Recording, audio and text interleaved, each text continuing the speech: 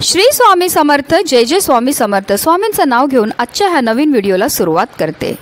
हिंदू धर्मात पौर्णिमा तिथीला अनन्यसाधारण महत्त्व आहे। कार्तिक महिन्यात येणारी पौर्णिमा अत्यंत पवित्र आणि खास मानली जाते। कार्तिक पौर्णिमेच्या दिवशी देवदिवाळी देखील साजरी केली जाते। देवदिवाळी हा देवांच्या दिवाळीचा उत्सव म्हणून ओळखला जातो। असे मानले जाते की कार्तिक पौर्णिमेच्या दिवशी भगवान शंकराने त्रिपुरासुर नावाच्या राक्षसाचा वध केला होता। त्रिपुरासुराचा अंत झाल्याच्या आनंदाने देवांनी संपूर्ण स्वर्ग दिव्याने उजळून टाकलं। त्यालाच दीपावलीचे स्वरूप देण्यात आले। म्हणूनच कार्तिक पौर्णिमेला त्रिपुरी पौर्णिमा किंवा त्रिपुरारी पौर्णिमा असेही म्हणतात। आणि यंदा कार्तिक पौर्णिमेचे व्रत हे 15 नोव्हेंबर म्हणजेच शुक्रवारी केले जाणार आहे। तसेच कार्तिक पौर्णिमेच्या दिवशी दीपदानाचे सुद्धा विशेष महत्त्व आहे। असे मानले जाते की या दिवशी देवी लक्ष्मीची विधिवत पूजा केल्याने अमोघ पुण्य प्राप्त होतं। या दिवशी तुळशीची पूजा सुद्धा करणं शुभ फळ देतं। तसेच कार्तिक पौर्णिमेच्या दिवशी देवी लक्ष्मीला प्रसन्न करण्यासाठी चंद्राला अर्घ्य द्यावा। धनाची देवी लक्ष्मीची कृपा प्राप्त करण्यासाठी पिंपळाच्या झाडाची पूजा करावी। कार्तिक पौर्णिमेच्या दिवशी मुख्य प्रवेशद्वारावर दिवा लावावा। या दिवशी पवित्र नद्यांमध्ये स्नान करून दीपदान केल्याने आर्थिक समृद्धी येते। आणि म्हणूनच या दिवशी आपल्याला आवर्जून पूजा तर करायची, सेवा तर करायची, पण त्याचबरोबर काही प्रभावी उपाय सुद्धा करायचेत। आणि म्हणूनच आपल्याला त्रिपुरारी पौर्णिमेच्या दिवशी गाईला ही एक वस्तू खायला द्यायची। ही वस्तू खायला दिल्यामुळे प्रखरातला प्रखर पितृदोष, ग्रहदोष, शत्रुबाधा तर नष्ट होणारच आहे, पण आपलं 7 पिढ्यांचं दारिद्र्य नष्ट होऊन आपली कितीही कठीणातील कठीण इच्छाही साक्षात श्री हरिविष्णू माता लक्ष्मी पूर्ण करणार आहेत। अतिशय प्रभावी असा हा उपाय आहे, ज्याबद्दल सविस्तर आणि महत्त्वाची माहिती मी तुम्हाला या व्हिडिओमध्ये देणार आहे। तर व्हिडिओ पूर्ण पहा आणि जर तुम्ही माझ्या चॅनलवर नवीन असतील तर चॅनलला सबस्क्राईब करा आणि शेजारी बेल आयकॉनसुद्धा प्रेस करा, जेणेकरून तुम्हाला माझ्या नवनवीन व्हिडिओचं नोटिफिकेशन हे मिळत राहील आणि तुम्ही एक पण व्हिडिओ मिस करणार नाही। हिंदू धर्मामध्ये गाय, गंगा आणि गायत्रीला अनन्यसाधारण असं महत्त्व आहे। गायीचा जन्म हा समुद्र मंथनातून कामधेनू गायीच्या रूपामध्ये झाला होता। त्याचबरोबर माता लक्ष्मीचा जन्मसुद्धा समुद्र मंथनातून झाला होता। म्हणूनच गायीला माता लक्ष्मीचं स्वरूपसुद्धा म्हटलं जातं। गायीच्या शरीरामध्ये 33 कोटी देवी देवतांचा निवास असतो। गाय 11 रुद्रांची आई आहे, 8 वसूंची कन्या आहे, 12 आदित्यांची बहीण आहे आणि अमृतरूपी दूध देणारी आहे। जो व्यक्ती गोसेवा करतो त्याच्या सर्व मनोकामना तर पूर्ण होतातच होतात, पण त्याला स्वर्गाची प्राप्तीसुद्धा होत असते। आणि गाय ही स्वर्गामध्ये सुद्धा पूजनीय मानली जाते। साक्षात श्रीहरी विष्णूंनी सुद्धा आपल्या कृष्ण अवतारामध्ये गोसेवा केली होती आणि म्हणूनच त्यांना गोपाळ हे नाव मिळालं होतं।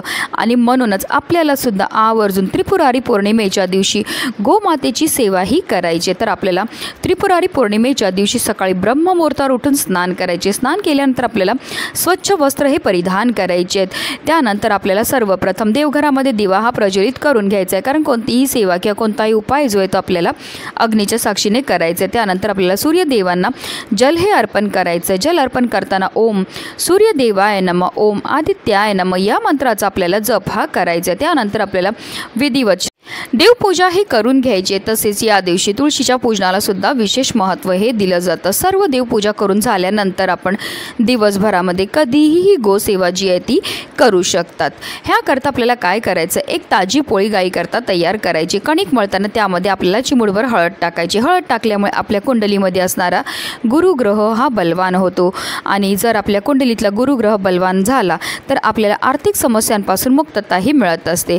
आता ताजी पोळी तयार करून झाल्यानंतर त्यावर आपल्याला थोडंसं तूप लावायचं। तूप लावल्यामुळे आपल्या जीवनामध्ये समृद्धीही येत असते। तसेच आपल्याला एक गुळाचा खडासुद्धा आवर्जून त्या पोळीवर ठेवायचा। गुळाचा खडा ठेवल्यामुळे आपल्या जीवनामध्ये गोडवा हा निर्माण होत असतो।